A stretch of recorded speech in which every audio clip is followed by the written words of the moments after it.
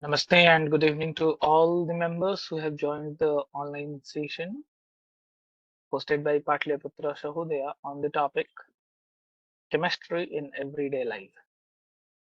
Please write in the chat box if I'm audible to all of you, if my voice is clear, and if you can see me, if I'm visible to you.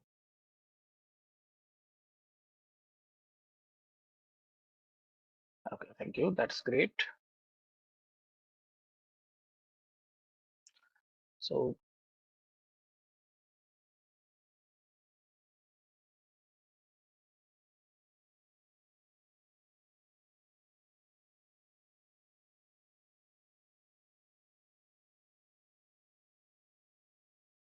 okay, so members, I'll be switching to the PPT. Please confirm if you can see the screen that is being shared to you all. Can you all see this?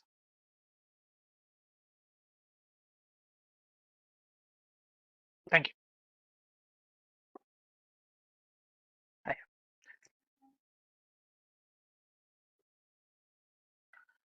So, once again, I welcome you all in today's session on chemistry in everyday life, understanding the real world role of chemistry.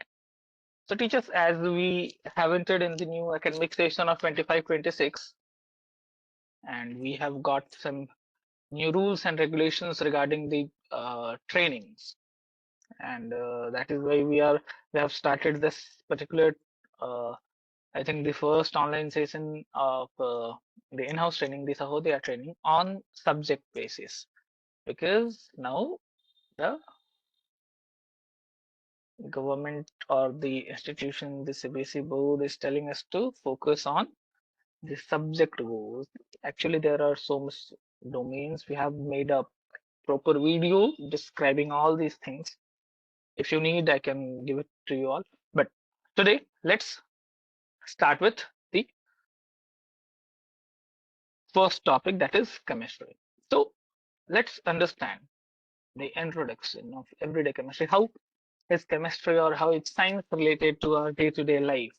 So very first thing which we need to understand that when we talk about chemistry, when we talk about day-to-day or everyday chemistry, it refers to the chemical processes and reactions that occurs in our daily lives.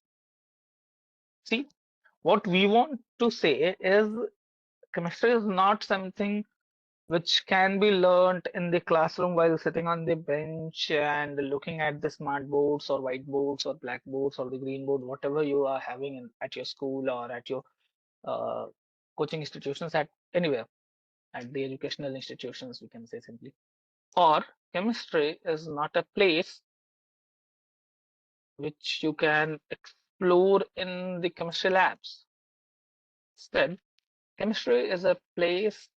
Chemistry is, refers to the chemical processes and the reactions that occurs in our daily life.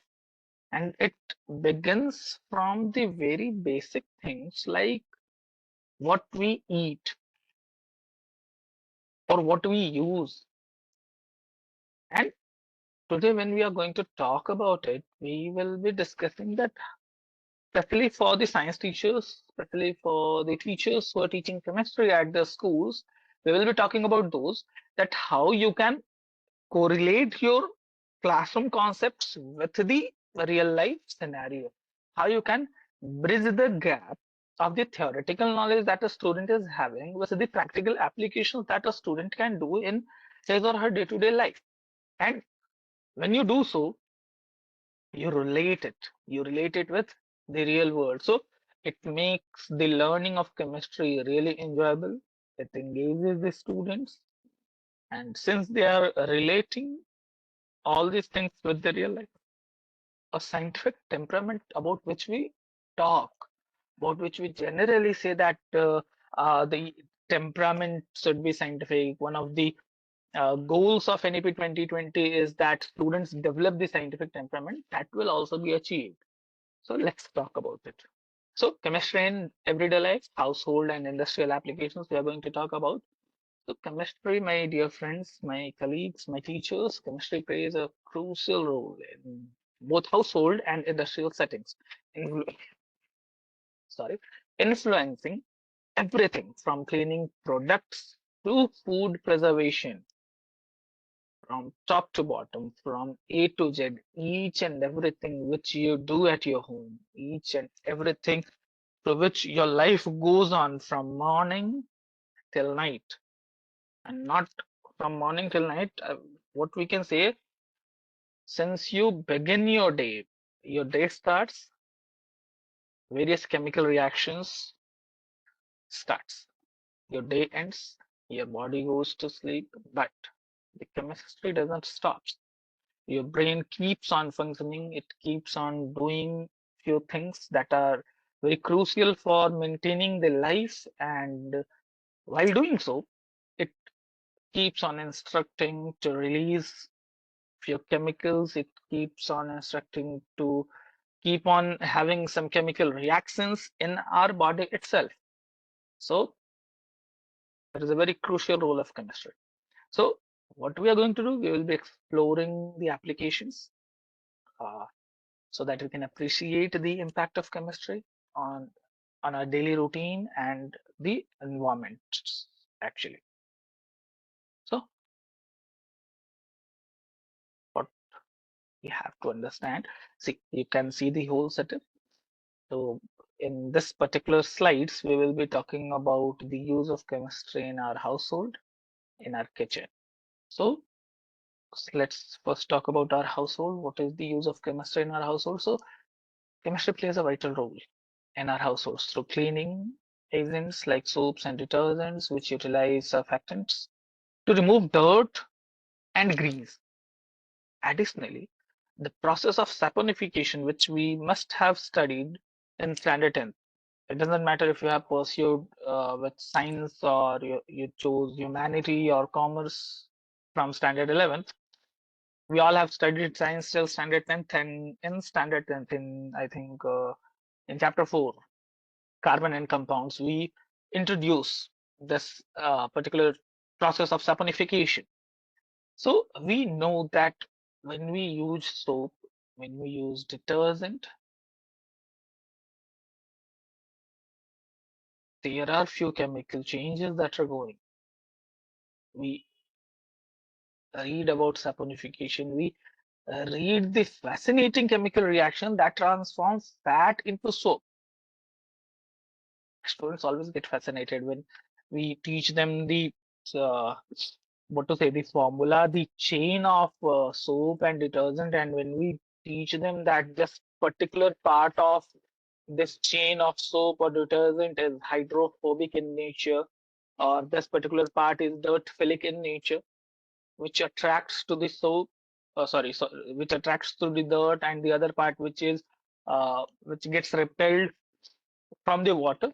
So students are actually very fascinated. They become resilient. They get the ability to imagine that how the, what we say, like जिद्दी दाग, ये जिद्दी दाग हमारे कपड़ों से निकलते कैसे, आखिर कौन सी एक्शंस होती हैं, है ना? वो जो एडवर्टाइजमेंट्स दिखाए जाते हैं, 100 नींबुओं की ताकत वाला XYZ डिटर्जेंट, ये 100 नींबुओं की ताकत जो है, ये एक्चुअली कौन सी केमिकल रिएक्शन है, सो कैसे ये लगा रहा है 100 नींबुओं की ताकत, ठीक है? या वो एक पहिए वाला एडवर्टाइजमेंट आता है, मैं डिटर्जेंट्स या सोप का नाम नहीं ले रहा हूँ क्योंकि ये वीडियो अब जाती है यूट्यूब पे, तो मैं फ्री में किसी का एडवर्टाइजमेंट नहीं कर रहा, बट वी सी, है ना? तो वो एक्चुअली व्हील की ताकत है या सोप या डिटर्जेंट की ताकत है, कौन सी रिएक्शंस हो रही हैं, कब सोप यूज करते हैं, कब डिटर्जेंट यूज करते हैं, what is the difference,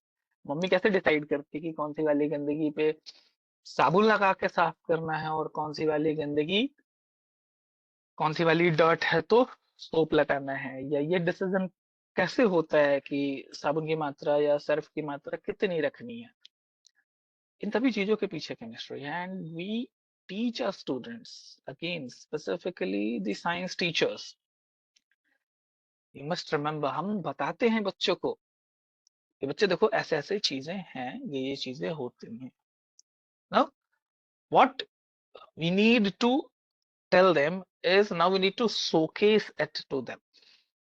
We actually need to show them the actual use of chemistry. So not only household, not while cleaning, while eating or while preparing to eat, in our kitchen also, chemistry is of great use. So in the kitchen, chemistry is essential for food preservation.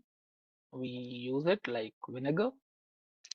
We use it most often to preserve our pickles, to preserve various other food items, for flavor enhancement, to increase the flavors. Like if you are eating fast food, you use again vinegar, you use azinomata, and we know that all of these things are chemicals. Now, additionally, the food additives play a very crucial role in maintaining the food quality. Then, if you remember, the Maillard reaction, which occurs during cooking, is a prime example of chemistry at work, creating complex flavors and aroma that enhances our culinary experience. So, my respected teachers, this is what we need to explain it to our students. क्योंकि अभी क्या होता है ना, बच्चे chemistry पढ़ते हैं. एक तो कुछ वेब सीरीज है लाइक कोटा फैक्ट्री, उनके कुछ मोनोलॉग्स ने बच्चों के दिमाग में डाल रखा है दैट यस, बच्चों के दिमाग में डाल रखा है that chemistry is a boring subject, chemistry is a subject which lakhs logic and many more things. कई सारी भ्रांतियां हैं, कई सारे मिथ्स हैं जो कोटा फैक्ट्री जैसी कुछ वेब सीरीज ने बच्चों के दिमाग में डाल रखा है. So what is happening that now the students are consciously or subconsciously or unconsciously they are not willing to try to learn chemistry. I'll tell you an incident. Yesterday at our school, an alumnus came to meet his teachers, and right now he's working in Bengaluru as a cyber security engineer. He met his teachers. Coincidentally, he was only 1 year junior to me. So definitely I was not one of the teachers जिनसे वो मिलने आया था. But वो सभी से मिला. मिलने के बाद he very humbly came to me and said कि यार भैया मैं आपको पहचान नहीं पा रहा हूँ. शायद हम लोग मिले नहीं हैं. आप यहीं के स्टूडेंट हैं और समथिंग लाइक, क्योंकि हमारे टीचर्स तो सारे बूढ़े हो गए.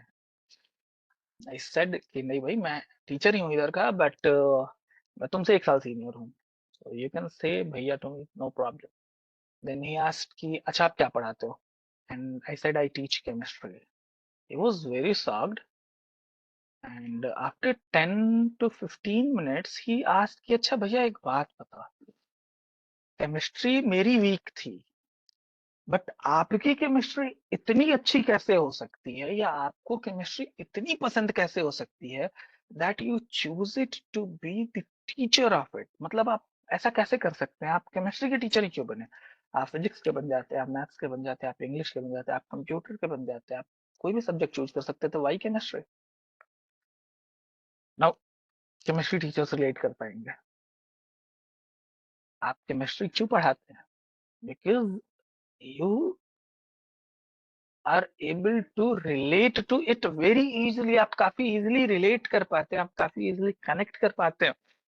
आप जब अपने आसपास की चीजों को देखते हैं, कुछ केमिकल चेंजेस आप देखते हैं. इन जनरल टर्म्स क्लास 6 में हमने फिजिकल चेंज और केमिकल चेंज पढ़ा है. तो वो जो केमिकल चेंजेस आप देखते हैं ना, तो आपको वहाँ केमिस्ट्री दिखाई देती है. जहाँ दुनिया को मैग्नीशियम रिबन जलता हुआ दिखता है, a chemistry teacher sees the reaction between magnesium and oxygen and the formation of magnesium oxide. जहाँ पे लोगों को सिर्फ लोहे में लगी जंग दिखाई देती है, वहां हमें ऑक्सीडेशन और रिडक्शन दोनों दिख रहे होते हैं. We see the redox reaction, we see the example of chemistry in our daily life. जहाँ लोगों को तांबे के ऊपर बस वो हरे से दाग दिख रहे होते हैं, हमें अपने घर के तांबे के जग के ऊपर कोरोजन दिख रहा होता है कॉपर का. So this is the difference. What is happening? what is the difference between a teacher of chemistry and the PC beyond world? Definitely. So क्या होता है कि हम थोड़ा अलग देखते हैं, दुनिया थोड़ा अलग देखती है, दुनिया कम देखती है, वी कैन से, है ना? As a science teacher, as a chemistry teacher, and we have the ability to see it, it becomes our responsibility to make our learners able to visualize it too. We will give them the eyes to see, but we won't be forcing them to see. हम उन्हें वो आंखें देंगे ताकि वो देख पाए, उनको चीजें समझ आने लगे। Then it will be their choice कि वो देखना चाहते हैं उसको या बस खुश होना चाहते हैं, है ना?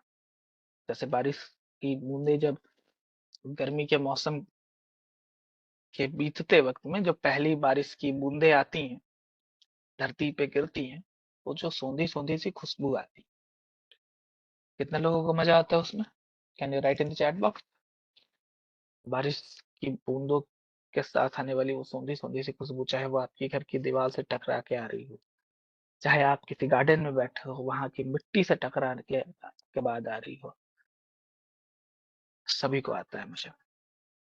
The difference is when literature के टीचर वहां नेचर की ब्यूटी को देख रहे होते हैं और किसी कविता से या किसी कहानी से जोड़ रहे होते हैं, किसी किरदार का जन्म हो रहा होता है उनकी किसी किताब में। आर्ट्स वाले टीचर्स जो है हमारे, हिस्ट्री, जियोग्राफी, पॉलिटिकल साइंस, ये अलग अलग कॉन्सेप्ट से रिलेट कर रहे होते हैं। कंप्यूटर वाले टीचर्स बेचारे अपने हार्डवेयर छिपाने में लगे होते हैं कि भीग ना जाए। वी दी साइंस टीचर्स, हमें दिख रहा होता है कि वहां एसिड ड्रेन हो रही है शायद, क्योंकि एटमॉस्फेयर में मौजूद कई सारी हार्मफुल गैसेस हैं जो अभी वाटर के साथ मिक्स हो रही होंगी। ये जो स्मेल आ रही है, इसमें कौन कौन सी मिनरल्स होंगे, रिएक्ट कर रही होंगी, वो सारी चीजें हम अपने दिमाग में ला रहे होते हैं। थोड़ा वक्त मिल जाता तो शायद हम वो गैस का नाम बता देते हैं कि ये जो सोंधी सोंधी सी खुशबू आप तक पहुंच रही है वो किस गैस के कारण है। But we all are humans, हम लोग भी थोड़ी सी भावनाओं में बह जाते हैं, but we imagine it. Now our task is why are we not able to make our students imagine it too? अगर आप लोग मेरे रेगुलर व्यूअर्स हैं, if you have seen me, if you have heard me talking, आपने ये example सुना होगा that India में या इंडिया के बाहर भी, कहीं भी, आज भी जब किसी पे एसिड अटैक होता है तो सबसे ज्यादा जो लोग होते हैं वो फोन निकाल के रिकॉर्ड करते हैं। That is not our concern. हम शायद उनको सिखा भी नहीं पाए कि वो नहीं करना है। दूसरे लोग जो अच्छे वाले हैं, what they do, they try to help, and how they help, they pour water, they call ambulance, they call police, they chase the goons जिन्होंने वो किया, कुछ इस तरीके से करते हैं।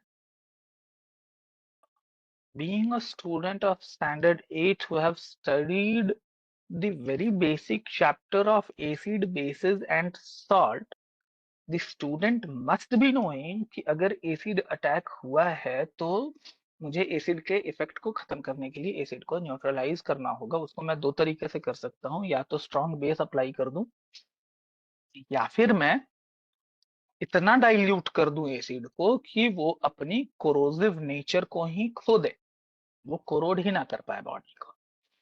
नाउ बॉटल्स होंगी हमारे पास, पानी का यूज कर सकते हैं हम लोग टू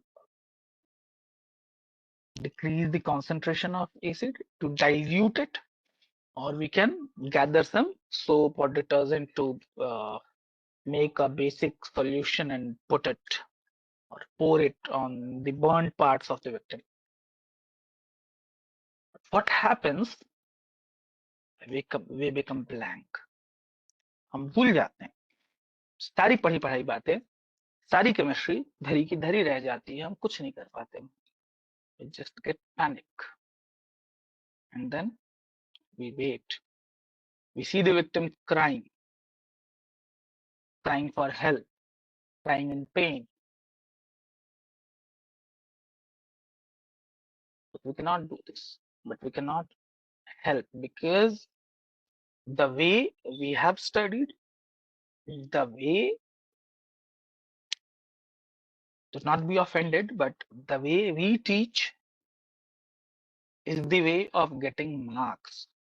जिस तरीके से हमने पढ़ा है या जिस तरीके से हम में से ज्यादातर लोग पढ़ाते हैं, वो तरीका है मार्क्स लाने का, वो तरीका है डेफिनेशंस को याद करने का, वो तरीका है केमिकल रिएक्शंस को रट जाने का और फॉर्मेटिव और समेटिव एग्जामिनेशंस में लिख के 95%, 99%, even 100% स्कोर कर लेने का. Now where are we lacking? We are lacking in giving them this scientific temperament about which NAP keeps on talking. NAP bar bar push करता रहता है जिसकी तरफ ना, वो skills, 21st century skills, one of those is scientific temperament, वो देना भूल गए हम, वो दिया ही नहीं हमने, वो समझाया ही नहीं हमने. क्योंकि क्लासेस में भी जब हमने एग्जांपल्स दी तो क्या एग्जांपल दी, बच्चे हाइड्रोक्लोरिक एसिड जब रिएक्ट करता है XYZ बेस के साथ तो ये बनता है. We have told them plenty of times कि हाइड्रोक्लोरिक एसिड सोडियम हाइड्रोक्साइड के साथ रिएक्ट करता है, कॉमन सॉल्ट NaCl का फॉर्मेशन होता है. हमने ये शायद प्रैक्टिकल्स में करके दिखाया होगा बच्चों को, बट हमने आज तक ये नहीं बताया कि वो जो NaCl बना क्या डायरेक्टली उस केमिस्ट्री लैब में से निकाल के मैं खा सकता हूँ.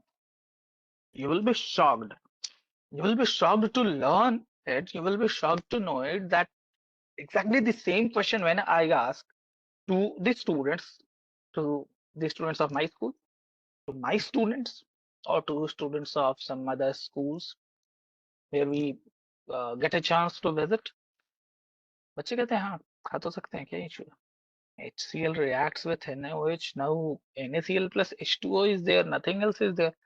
तो नमक है, पानी है, ज्यादा नमक नहीं खाना चाहिए, but we can taste it, it's safe. Now the chemistry teacher, it's up to you. Can you answer me in the chat box? क्या ऐसा कर सकते हैं हम लोग? क्या केमिस्ट्री लैब में HCl और NaOH को रिएक्ट कराकर जो NaCl हमने बनाया, क्या उसको डायरेक्टली यूज कर सकते हैं as a common salt? Just write Y और N.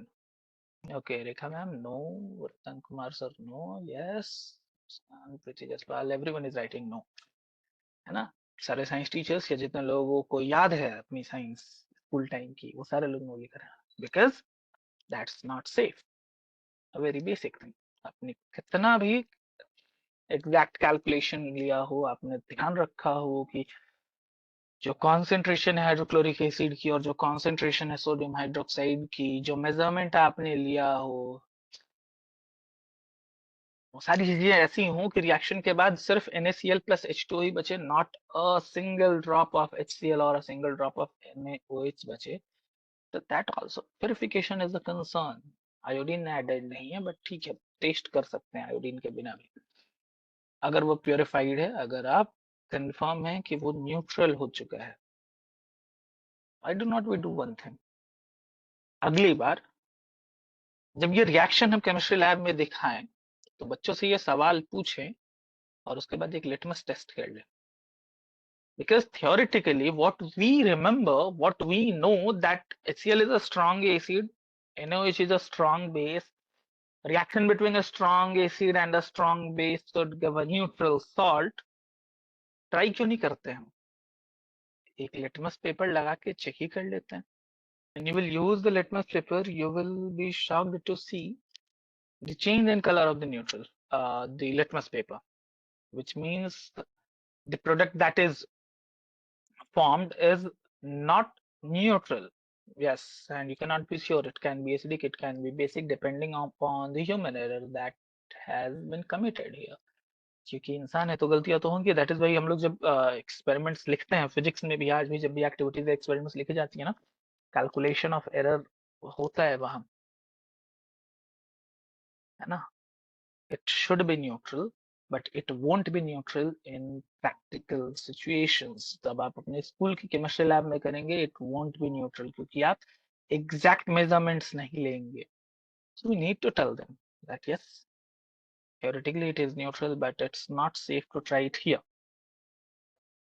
That's what we need to tell.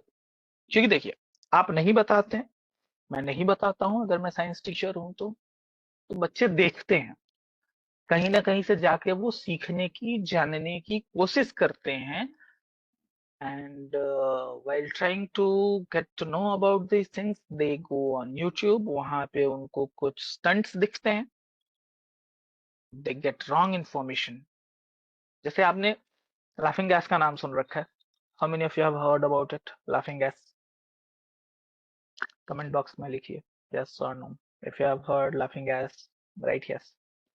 एक लाफिंग इमोजी भेज दीजिए आप मुझे, अगर आपने लाफिंग गैस के बारे में सुन रखा है तो। Thank you. नाउ अब आप लोग मुझे ये बताइए कि क्या आपने नहीं देखा कि यूट्यूबर्स जो हैं वो इतनी छोटी छोटी लाफिंग गैसेस की सिलेंडर्स होती हैं, सैसे होती हैं, उनको वो लेके आते हैं, they set up a table, cameras लगे होते हैं, they open it, they inhale it, एक छोटा सा, वो इनहेल करते हैं and then they start laughing, पागल हो जाते हैं वो हंसते हंसते, कुछ भी बोल रहे हैं, उनकी 8 मिनट 10 मिनट 15 मिनट की ब्लॉग है, yes nitrous oxide I am talking about, 10 15 minute 20 minute की ब्लॉग है, एक छोटा सा सिलेंडर उन्होंने इनहेल किया है, वो 15 20 मिनट से पागल हैं हंसते हंसते। Please tell me, how many of you think that it is practically possible? Before we move ahead chemistry and household and kitchen से आगे बढ़े, रियल लाइफ में हम लोग जाएं। अब मैं जानना चाहता हूँ, आप में से कितना को लगता है कि ये हो सकता है कि एक छोटा सा सिलेंडर नाइट्रस ऑक्साइड का, उसको अगर इनहेल कर लिया जाए, it is laughing gas, it has the property, वो हमें हंसा सकता है, बट आप में से कितनों को लगता है कि इतना छोटा सा सिलेंडर, या बॉलीवुड मूवीज में भी जो दिखाया जाता है, इतना छोटा सा सिलेंडर लीक करता है, पूरा क्लास हंसते हंसते पागल है? Is it possible? Rahul Raj sir, I don't think so. Okay, bio teachers, are you present here? Are you in the house? It Jaswan, I don't. Bio teachers raise your hand, आप हैं इधर? अपनी प्रेजेंस बताइए। Yes, okay. So bio teachers, let's do a very simple exercise. सांस लेते हैं हम लोग ऐसे और छोड़ते हैं। इमेजिन, इतनी छोटी सी सिलेंडर है तो ज्यादा सांस लिया होगा मैंने, है ना? तो 4 10 बार करते हैं। Now let's talk about respiration, और let's talk about the breathing process. What happens, हम सांस लेते हैं, क्या इनहेल करते हैं हम लोग जब सांस लेते हैं तो? कौन सी गैस जाती है हम लोग जब सांस लेते हैं तो? Please answer. हाँ यस तो ठीक है, ऑक्सीजन ऑक्सीजन ऑक्सीजन, ठीक है। आप मुझे एक बात बताओ, इधर फिल्टर किसने लगा रखा है? यहाँ पे, माय नोज इज हियर, यहाँ पे किन्होंने फिल्टर लगाया आके कि यहाँ पे सिर्फ ऑक्सीजन गैदर होगी? यहाँ से जब सांस अंदर जाएगी तो सिर्फ ऑक्सीजन जाएगी, कार्बन डाइऑक्साइड नहीं जाएगा, कार्बन मोनोऑक्साइड नहीं जाएगी, दूसरी कोई भी गैस नहीं जाएगी। किन्होंने लगा कर के इधर filter? No. So when you inhale air, वो हवा जाती है लंग्स में, उस हवा में से ऑक्सीजन निकालता है लंग्स, ब्लड के साथ मिक्स करता है, ब्लड को भेजता है आगे का काम करने के लिए। ब्लड जो कार्बन डाइऑक्साइड लेके आया था, बाकी जो दूसरी गैसेस थी जो आपने इनहेल की, उसके साथ कार्बन डाइऑक्साइड को मिक्स करता है और एक्सहेल कर देता है बाहर की तरफ। अब हमारी बॉडी में लंग्स के बाद वाले हिस्से में ऑक्सीजन पहुंच रहा होता है, लंग्स तक सारी गैसेस पहुंच रही होती हैं, लंग्स से बाहर सारी गैसेस आ रही होती है इंक्लूडिंग कार्बन डाइऑक्साइड, ठीक है, ऑक्सीजन हमारी बॉडी लेके जाती है। Now when the blood cells are carrying oxygen, वो हर सेल तक जाती है। जैसे हमारे घरों पे वेंडर्स आते हैं, यू हैव सीन वेंडर्स, है ना? अगर आप किसी बहुत बड़े सोसाइटी वगैरह का पार्ट नहीं है, अगर आप 60% of the Indian community community से आते हैं, तो आपने वेंडर्स को देखा होगा, जो हॉकर्स होते हैं उनको देखा होगा, वो आलू ले लो, प्याज ले लो, कांदे ले लो करके बेचते आते हैं हमारे गली मोहल्ले तक, हमारे घरों तक, है ना? गोलगप्पे वाले होते हैं, हमारे घरों तक घूमते हैं। ब्लड सेल्स जो हैं, ये पहुंचती हैं हमारे हर सेल तक, हर बॉडी पार्ट तक। मुझसे पूछती है, दादा आपको चाहिए? ऑक्सीजन लेके आया हूं मैं। Do you need it? चाहिए तो लेता है सेल, नहीं चाहिए होता है नहीं लेता। न्यूट्रिशन लेके आया हूँ, चाहिए आपको? चाहिए तो लेता है, नहीं चाहिए नहीं लेता है। हर बार ऐसा नहीं होता है कि हर बार ऑक्सीजन ब्लड लेके जा रहा है तो हर सेल को दे ही रहा है, हर बार न्यूट्रिशन लेके जा रहा है हर सेल को दे ही रहा है। Simply understand about this. I am sitting on a chair, I am talking to you all.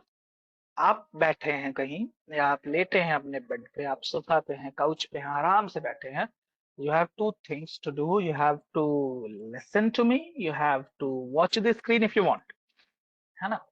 तो आपकी आंखें काम कर रही हैं, आपके कान काम कर रहे हैं, आपका दिमाग काम कर रहा है, बाकी बॉडी आपकी रेस्ट पोजीशन में है। फॉर मी, मेरे माउथ काम कर रहे हैं, यहाँ से जुड़े जो भी मसल्स हैं वो काम कर रही हैं, बकल कैविटी मेरी काम कर रही है, मेरा ब्रेन काम कर रहा है, सांस वगैरह लेने वाली जो वाइटल फंक्शंस है वो हो रही हैं। One of my hand is moving, आप मेरा दूसरा हाथ काफी कम मूव करते हुए देख रहे होंगे, बट क्या दोनों हाथ मूव कर रहे हैं मेरे। तो एनर्जी तो इसी हिस्से को चाहिए। मेरे पैर आराम से बैठे हुए हैं, they do not need energy right now, है ना? मैं 1 घंटे ऐसे 5 बजे तक बैठने वाला हूं, तो मेरे पैरों को एनर्जी क्यों चाहिए? हमारे ब्लड को, ब्लड सेल्स जो हैं, ये जब न्यूट्रिशन या ऑक्सीजन कैरी करके लेके जा रही हैं, ये क्यों सबको देते चलेंगे? भंडारे का प्रसाद थोड़ी है कि सबको बांटेंगे। That cell will get these things which cell is needed, जिसको जरूरत है उसको मिलेगी। जिनके पास कचरा इकट्ठा हो गया है, कार्बन डाइऑक्साइड, नाइट्रोजनस वेस्ट, उनसे ब्लड लेके भी आएगा। It goes both ways. Now let's come back to chemistry. Nitrous oxide इतनी छोटी सी है, सबसे पहले तो आधे से ज्यादा हमारा लंग्स उसको एक्सेप्ट नहीं करेगा, मान लेते एक्सेप्ट कर लिया। ब्लड को बुद्धू बना के नाइट्रस ऑक्साइड ब्लड में मिक्स होके आगे पहुंचा भी। आप समझिए कि आप तब हंसेंगे जब वो यहाँ पहुंचेगी, इसको असर देगी, ये एक गलत इंस्ट्रक्शन देगा आपके एड्रिनल ग्लैंड को, एड्रेनलिन, डोपामिन जैसे कुछ हार्मोन्स रिलीज होंगे, so that you will feel excited, you will feel happy, तब आप हंसोगे। 2 4 10 15 20 मॉलिक्यूल्स में इतनी ताकत कहाँ कि आपके इतने बड़े शरीर पे इतना बड़ा असर डाल दे। So what my point is, my respected teachers, ये बता देना that yes, nitrous oxide is a gas which is also called laughing gas. आप इसको सूंघ लोगे, आप हंसते हंसते पागल हो जाओगे। That's good. कितना सूंघोगे ये भी बता दीजिए प्लीज, है ना? मेरी ये वाली कहानी उनको सुना दीजिए प्लीज, है ना? आपसे नहीं होता, आप ये वाली वीडियो लगा दो उधर, ठीक है? क्योंकि 5 फीट का बच्चा है, 4 फीट का बच्चा है, 5 6 फीट के आप हो, 50 किलो से लेकर 100 किलो तक के वजन के बीच के हो आप, कुछ मॉलिक्यूल्स कैसे इतना असर डाल सकते हैं जैसे कुछ यूट्यूबर्स दिखाते हैं? It's obviously fake. और अगर आपका दिमाग इतना ही कंट्रोल से बाहर जा रहा था, how did you manage to speak all your scripts? आपने वो लाइंस जो प्रिपेयर करके रखी थी वो सारी बोल कैसे ली? How did you manage to stop your video? How did you manage to post it? आप कहेंगे बाद में एडिटिंग हो गई होगी, तो कुछ तो लाइव भी करके दिखाते हैं। So one thing we all know that वो स्क्रिप्टेड है, बच्चे बेचारे नहीं समझते, तो बच्चों को हमें समझा देने की जरूरत है कि बच्चे वो स्क्रिप्टेड है, वो चीजें रियल नहीं है। आप हंसोगे, बट वो हंसी इतनी मजेदार नहीं होगी जो नाइट्रस ऑक्साइड से आई, वो सफोकेटिंग होगी, क्योंकि आपके सेल्स को जो एसेंशियली चाहिए ऑक्सीजन वो नहीं मिल रहा होगा। आपकी बॉडी को जो एनर्जी चाहिए होगी वो नहीं ले पा रही होगी आपकी बॉडी एनर्जी। आपका ब्रेन जो है वो फैटिग में जा रहा होगा, आप एबल नहीं होगे, आप डिफरेंशिएट नहीं कर पा रहे होगे that what is virtual, what is real, क्या इमेजिन कर रहे हो, क्या एक्चुअली में हो रहा है, आप इमेजिन नहीं कर पा रहे होगे, और उस वक्त भी हंसी आ रही होगी क्योंकि आपकी बॉडी आपके कंट्रोल में ही नहीं है। That will be a laughter, but it will be a painful laughter, वो मजेदार नहीं होगा। That's what we need to tell them. That's what a student of science, student of chemistry or bio, whatever he or she is studying, they should be able to understand कि भाई ऐसे थोड़ी होता है. Now, coming to the next part of chemistry, industrial applications and environmental considerations. Now, what are industrial applications of chemistry? So, chemistry plays a crucial role in various industrial applications, including the production of fertilizers. We all know about it. हमने NCERT ने हटा दिया crop production and management, otherwise we were teaching students की fertilisers और manures के बीच में differences क्या है, फर्टिलाइजर्स में कौन कौन से केमिकल्स हैं, वेडिसाइड्स, पेस्टिसाइड्स, ये सारी चीजें हम लोग पढ़ाते थे, केमिकल्स के नाम बताते थे। प्लास्टिक्स, ये तो अभी पढ़ाते हैं हम लोग, क्लास 8 में ही पढ़ाते हैं, उसके बाद आगे पढ़ाते ही आते हैं। Then pharmaceuticals again, I have few medicines here, this is a very basic thing, I think आप पहचान जाओगे ये जैसा है। What is this? Can anybody write what is it? I am waiting for your response. बताएंगे ये कौन सी packet है? मैं बता दूं, ये आप देख पाओगे शायद, Electral, yes, ORS. so if I try to read it, अगर पढ़ने की कोशिश करूं तो यहाँ कुछ लिखा हुआ है, it's written sodium, then chlorine, potassium, citrate, dextrose. Then अगर कॉम्पोजिशंस की बात करूं, sodium chloride 2.60 gram, potassium chloride 1.50 gram, sodium citrate 2.90 gram, dextrose anhydrous IP 13.50, and then excipients not written the exact amount वो कितना है, लिखा हुआ तो है इधर। दवाइयों पे भी केमिकल्स का नाम, सब केमिस्ट्री तो इधर भी है।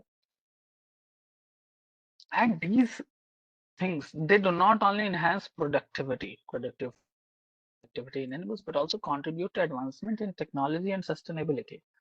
So ओवरऑल तो हम लोग जानते हैं हाँ, कि इंडस्ट्रियली केमिस्ट्री काफी ज्यादा यूज में है। What are the environmental impacts? क्या फायदे में भी है या सिर्फ नुकसान हो रहे हैं? So the industrial, since we are talking about the industrial use, we must be on a same page कि यहाँ हम लोग छोटे मोटे अमाउंट की बात नहीं कर रहे। यहाँ केमिस्ट्री लैब की जैसे 2 ग्राम 5 ग्राम की बात नहीं हो रही, we are talking about the bulk use of chemicals, the bulk use of compounds or molecules which may be harmful, which may not be harmful, but ये bulk में use हो रहा है। So there is definitely a significant impact on the environment, which includes pollution, which includes the depletion of resources. Green chemistry, now we have started talking about the principles of green chemistry, aims to minimize these effects by promoting sustainable practices and the development of eco-friendly products. Now हम लोग reels देखते हैं, मेरे reel पे एक, I don't actually remember the name, but एक है environmentalist, उनकी फीड आती रहती है, वो मिट्टी को दिखाते हैं कई बार, वो प्लांटेशन के बारे में बताते हैं, कई सारी अच्छी नेटिव प्लांट्स और ट्रीज के बारे में बताते हैं जिनको हम लोग लगा सकते हैं अपने घरों पे, अपने गमलों में लगा सकते हैं, या हमारी गार्डन में जो मिट्टी है उनमें लगा सकते हैं। वन थिंग, वो बार बार रिपीटेटिवली वो बताते हैं कि हमने कैसे फर्टिलाइजर्स, पेस्टिसाइड्स, वेडिसाइड्स का यूज करके अपनी मिट्टी को बर्बाद कर रखा है। वो बताते हैं कि मिट्टी कैसे खराब हो रही है, नॉट अबाउट पीपल बाबा, बट मे बी पीपल बाबा भी हो सकते हो, I do not actually remember the name, but yes, it actually shows the depletion of resource, क्योंकि जिस फर्टिलाइजर का यूज हम लोग कर रहे हैं सॉइल की फर्टिलिटी को बढ़ाने के लिए, कहीं ना कहीं उसमें यूज होने वाले केमिकल्स उसी सॉइल की नेचुरल फर्टिलिटी को खत्म भी करते हैं। सो आप देखते हैं, आप like we now use neem coated urea so that मिट्टी पे ज्यादा बुरा प्रभाव ना पड़े। तो उसी तरीके की कई सारी इको फ्रेंडली चीजें अब डेवलप हो रही हैं सो दैट केमिकल्स का एनवायरमेंट पे ज्यादा इम्पैक्ट ना पड़े। Now, interactive activity, chemistry in our lives. Engage the audience with a quiz or brainstorming session to identify everyday examples of chemistry in their lives. This interactive activity will help reinforce the connection between theoretical concepts and practical applications. My respected teachers, मैं आपको बताऊं मैं क्या करता हूँ। Like for standard 9th, chapter 1, matter in our surrounding. When we go to the class, हम बात करना स्टार्ट करते हैं मैटर के बारे में। We talk about the states of matter, we talk about a lot of things। आप page number 1 से जाते हो, पेज नंबर 1 2 3 पढ़ाते पढ़ाते पेज नंबर 4 में जाते हो, वहां पे 3 4 क्वेश्चन दिख जाते हैं। Related to states of matter कि भाई चीनी क्या एक्चुअली सॉलिड है? अगर हाँ तो वो बर्तन का शेप क्यों ले लेती है? जस्ट कंटेनर में रखा जाता है उसका शेप क्यों ले लेती है? टैल्कम पाउडर का क्या हाल चाल है, वो सॉलिड है? रबर बैंड तो शेप एंड साइज का तो नहीं होता, वो सॉलिड है कि नहीं? My respected teachers,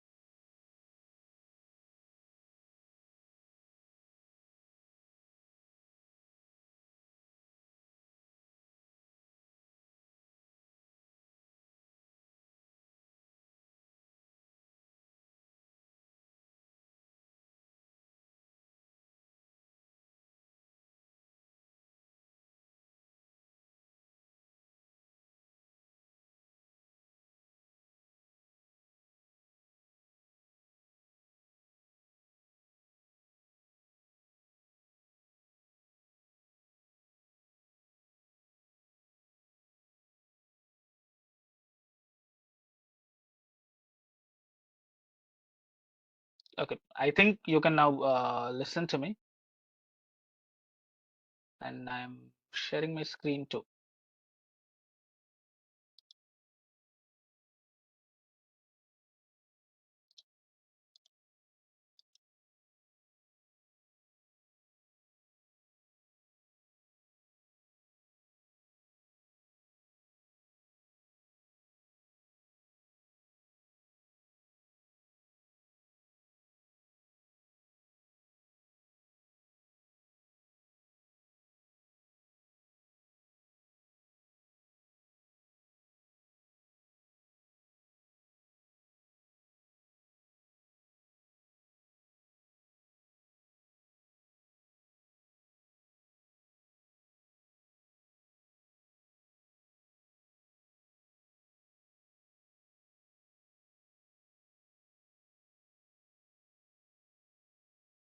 Okay, so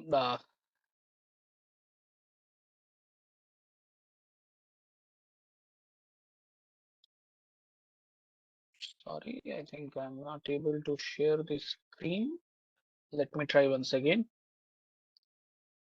Yes.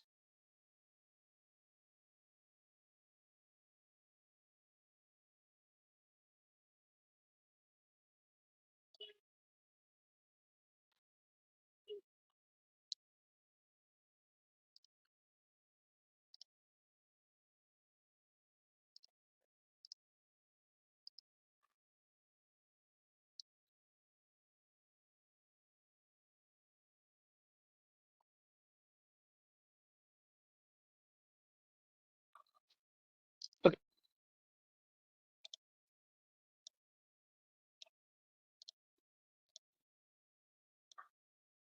Okay. So let's just talk about the interactive activity chemistry in our lives. So what I was telling you that when we start the first chapter, the matter in our surrounding, what we do, हम लोग बातें करते हैं, हम लोग discuss करते हैं like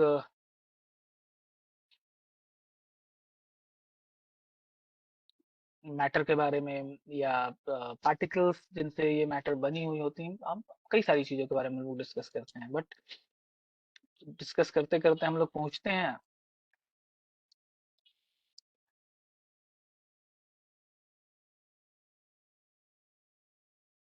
yes, सो discuss करते करते हम लोग पहुंचते हैं chapter page number 4 of that particular book of chemistry. और वहां हम क्या देखते हैं दैट वहां सुगर, सॉल्ट या फिर एक कमेंट अभी आ रहा था ओआरएस का, काफी बेसिक से एग्जांपल्स हमें देखने को मिलते हैं। Now, my concern is teachers, बच्चे उन क्वेश्चंस को as a part of assessment solve कर रहे होते हैं। What I personally do when I go to class, because पहला चैप्टर तो सेशन शुरू ही हुई होती है, ज्यादातर चेहरे नए होते हैं जिन्होंने 8th में हमसे पढ़ा नहीं है, जिन्होंने हमें देखा नहीं है मे बी, तो they are very much curious to know about the teacher more than knowing about the syllabus और द चैप्टर। तो मैं जाता बोलता हूँ किताबें बंद कर लो अपनी, जस्ट अपनी पेजेस सारी बंद करो। We will listen to the stories, हम लोग कहानियां सुनेंगे। कहानी कब की? आज से 2515 साल पहले की, 500 BC, if you remember the science teachers. ये उस वक्त की कहानी है जिस वक्त इंडियन और ग्रीक फिलोसोफर्स बात कर रहे थे मैटर के बारे में, है ना, एटम वगैरह की डिस्कवरी हो रही थी, तो उधर से कुछ चीजें मैं रिलेट करते हुए लेके आता हूँ। फिर दो चार सवाल तो मैं पहले ही डाल देता हूँ कि अच्छा मुझे एक बात बताओ, तुमने सॉलिड लिक्विड गैस के बारे में तो पढ़ रखा है ना?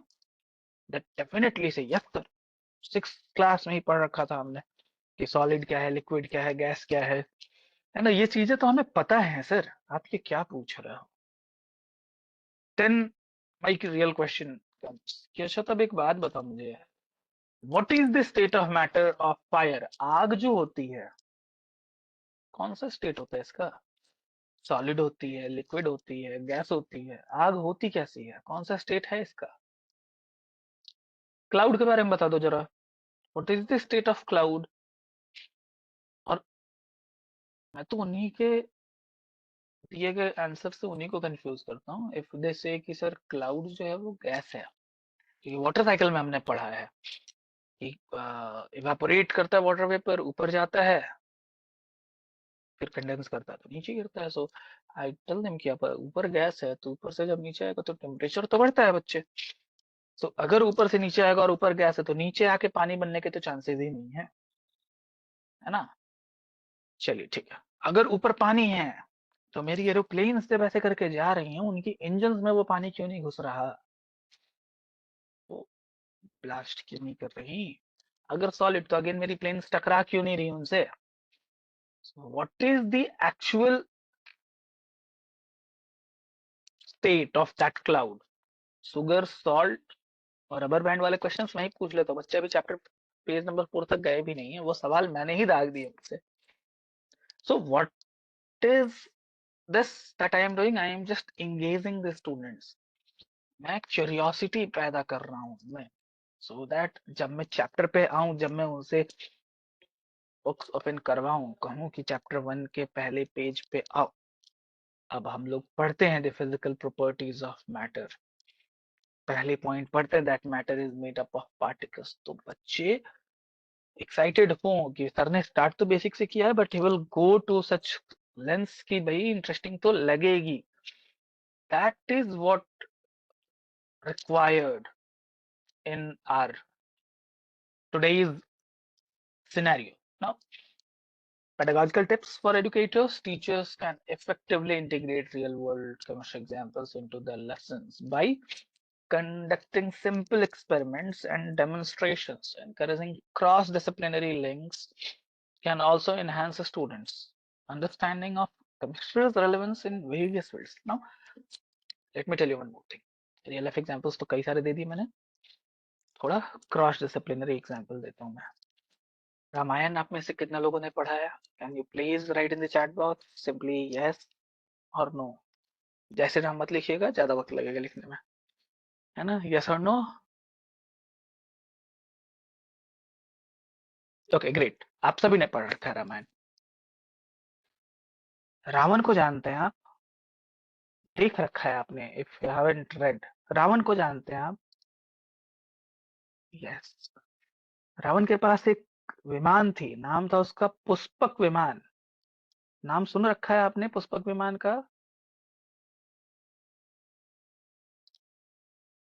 पुष्पक विमान का नाम सुन रखा है आप सभी ने? एवरीवन? ग्रेट। चलिए, जिन्होंने नहीं सुन रखा मैं उनको बता दूं। तो जैसे टीवी में दिखाया जाता है, पुष्पक विमान एक मिथिकल व्हीकल है जो कि उड़ती है, हंसों से जुटा हुआ एक विमान है, हवा में उड़ती है और ये रिसाइज हो सकती है। हाँ, मन की इच्छा, मन की इच्छा की speed, yes, whatever we say. Now let's come to the real question, क्या आपने पुष्पक विमान के बारे में पढ़ा है या आपने सिर्फ देखा? द आंसर विल बी हमने देखा, हमने सुना लोगों से, हमने पढ़ा तो नहीं। एक क्यूरियोसिटी ऐसे ही मुझे एक वक्त आई थी, भाई देखा जाए एक्चुअली पुष्पक विमान के बारे में क्या लिखा हुआ है। तो मैंने रामचरितमानस देखा, द बुक, पीडीएफ मैंने उसकी डाउनलोड करी and I started reading it, and very soon I realized that Ramcharitmanas is a book जो कि राम जी के चरित्र के बारे में बताती है। So it focuses mainly on one character, that is Ram, है ना, वो मेन हीरो है उधर के। मैं किसी को ठेस नहीं पहुंचा रहा भावनाओं को, बट थोड़ा ओपन होकर आपको सुनना होगा इसको। The actual book which talks about the details of Ramayana is Valmiki Ramayana, and maybe other books related to that particular time or era. तो वाल्मीकि रामायण देखना होगा हमें, तुलसीदास जी की लिखी रामचरितमानस। तो वाल्मीकि रामायण मैंने डाउनलोड किया and I started reading about, मैंने वो सेक्शन देखा। लेट्स मान लेते कि इमेजिनरी है, कोई इशू नहीं है, बट लेट्स टॉक कि पोइट की थिंकिंग कहाँ तक गई है, राइटर की थिंकिंग कहाँ तक गई है, ऑथर की थिंकिंग कहाँ तक गई है। सो वाल्मीकि रामायण के उस पार्ट तक मैं पहुंचा जहां पुष्पक विमान का जिक्र था, and you will be shocked, लगभग 2 या 3 पेज तो उन्होंने पुष्पक विमान को डिस्क्राइब करा था, जब सबसे पहली बार हनुमान जी ने पुष्पक विमान को देखा तब का। एंड दैट डिस्क्रिप्शन टेल्स कि वो एक बहुत बड़ा ही एयरक्राफ्ट था जो काफी एडवांस्ड था, and it uses some nuclear और atomic energy to fly. Atom की मदद से उड़ता है ये। ऐसा कौन सा एटम है भाई जो एनर्जी प्रोवाइड करता है? सो जैसे ही हम लोग एटम की बात करते हैं, सबसे छोटे एटम की बात करते हैं, दैट इज हाइड्रोजन अणु की बात करते हैं हम लोग। हाइड्रोजन ये वही गैस है जो कि केरोसिन में मिलाया जाता है टू प्रिपेयर जेट फ्यूल्स। हम लोग यूज तो आज भी कर रहे हैं उसको, but we haven't related it. So the question is, have you posed the mind of the students to think out of the box? May it be imaginary, मान लेते हैं, चलिए कुछ लोगों ने कमेंट किया कि इमेजिनरी है, बढ़िया है, इमेजिनरी है सही। बट जिस वक्त वो किताब लिखी गई उस वक्त भी लोग बात कर रहे थे एटम की, उस वक्त भी लोग बात कर रहे थे हाइड्रोजन की, उस वक्त भी लोग बात कर रहे थे कैसे एडवांस्ड एयरक्राफ्ट की जो अपनी साइज बदल सकती है, जरूरत के हिसाब से छोटी या बड़ी हो सकती है। हमारे पास आज तक एक ही ऐसी गाड़ी है जो अपनी जरूरत के हिसाब से बड़ी या छोटी हो सकती है। Can you name it? कौन सी ऐसी गाड़ी है हमारे पास, कौन सी ऐसी व्हीकल है हमारे पास जो अपनी जरूरत के हिसाब से बड़ी या छोटी हो सकती है? एक है, if you can name it, I am waiting, मैं चैट बॉक्स में वेट कर लूंगा, कोई इशू नहीं। Anyone, if you remember? Tarzan, not the Tarzan, the train. Think of it. Train is a vehicle, इसमें दो लोग भी बैठ के जा सकते हैं इंजन में। दी ALPs, असिस्टेंट लोको पायलट्स, 2 3 4। फिर आप एक बॉगी लगाओ, 72 लोग जुड़ गए, दूसरी बॉगी लगाओ +72, तीसरी बॉगी लगाओ +72, चौथी बॉगी लगाओ +72। बढ़ाते जाओ आप, जितना बढ़ाना है आपको उस गाड़ी को, छोटा करना है हटाते जाओ बॉगीज को, है ना। सो एक ही है गाड़ी हमारे पास, पटरी पे दौड़ती है ये, जो कि रिसाइज हो सकती है। Now if a book which many people call imaginary is talking about an aircraft which can be resized, why are we not able to digest it? Digest करना छोड़ दीजिए, इमेजिन क्यों नहीं कर पा रहे बच्चे? Because we have told them, we have stopped telling them। हम लोग बात करते हैं, प्रॉपर्टीज बताते हैं, दैट्स इट। हमने उसको रिलेट नहीं किया रियल वर्ल्ड के साथ, हमने उसको रिलेट नहीं किया क्रॉस डिसिप्लिनरी चीजों के साथ, and we can't simply ignore it. क्योंकि आप देखेंगे, आप टेलीविजन 24 घंटे ऑन करके रखिए, 3 4 घंटे तो कहीं ना कहीं किसी न किसी भगवान से जुड़ी हुई सीरियल्स आ रही होती हैं और चीजें दिखाई जा रही होती है वहां ऐसी, without any logic. Now the science teachers are here who can talk logic, who can tell them to observe, who can actually give them a perspective जिससे वो डिफरेंशिएट कर पाए कि भाई कौन सी बातें सच है कौन सी बातें सच नहीं है. So that's our responsibility. Now conclusion, or what we can say, the key takeaways: understanding the industrial application of chemistry and its environmental impact is essential for fostering a sustainable future. Industrial level पे क्या नुकसान है, क्या फायदा है, ये सारी चीजें जरूरी हैं जानना केमिस्ट्री के कारण, सो दैट एक सस्टेनेबल फ्यूचर को हम लोग इमेजिन कर सके, अपने बच्चों को, अपने लर्नर्स को उस तरीके से प्रिपेयर कर सकें. Next, encouraging curiosity and real life connections, especially for chemistry. It can inspire in students to explore the further. वो थोड़ा और आगे जाके थोड़ा और डीपली सोच सकते हैं उसमें कि क्या एक्चुअली कुछ हो रहा है. Now, if we talk about this particular presentation, if we talk about my lecture, this whole lecture draws from various sources including academic articles, textbooks, reputable websites जहाँ से चीजें उठाई गई जो कि केमिस्ट्री से रिलेटेड है, उनके एप्लीकेशन से रिलेटेड है. Now, the proper citation ensures the credibility of the information that was being presented here. Now, so my respected teachers, this was it. This was the whole lecture part from my side.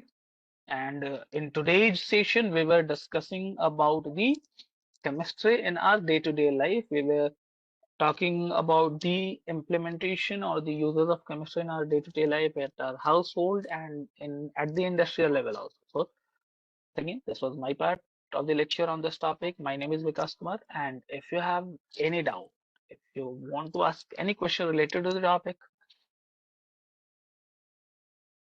I'm here. See the questions जो कि मैंने आपको बताया वो NCERT page number 4 में already answers mention है. Go to that, है ना. That is definitely condensed gas.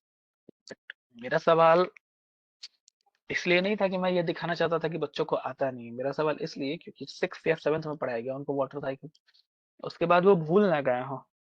और अगर याद है तो कितनी डेप्थ में याद है. केमिस्ट्री कहाँ तक याद है, साइंस कहाँ तक याद है, matter in our surrounding chapter पढ़ाना है, उससे रिलेटेड मैटर से जुड़ी बातें कहाँ तक याद है. क्योंकि ये पूछ देना कि बताओ ये पेन क्या है, सॉलिड है, लिक्विड है, गैस है, that's a very easy question for a student of standard 9 to be asked, है ना. मैं पूछ दूं कि अच्छा इस बॉटल में बताओ इधर इधर क्या है, इसमें लिक्विड है, सॉलिड है, गैस, आसान है ना. उसके लिए तो मैं कुछ उस लेवल का क्वेश्चन लेके आऊंगा जहां उसके दिमाग को थोड़ा सा सोचना पड़े, थोड़ा सा उस बंद दरवाजे से बाहर निकलना पड़े.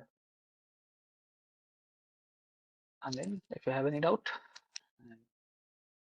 for attendance, talk to your STNC, talk to your principal, talk to Patliputra Sahodaya. They will help you regarding the attendance.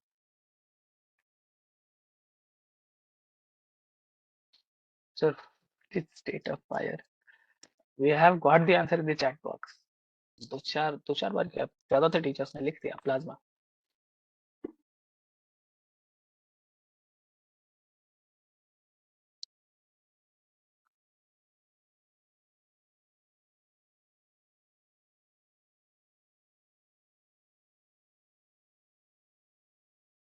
Okay, so I think we are done. I do not think you guys have any doubts. So thank you very much for all the compliments, the feedback that you have been giving me throughout the session through the chat box. Thank you very much once again for joining this online session on chemistry in everyday life hosted by Patliputra Shodhya. My name is Vikas Kumar. I was the host for this particular session. Thank you.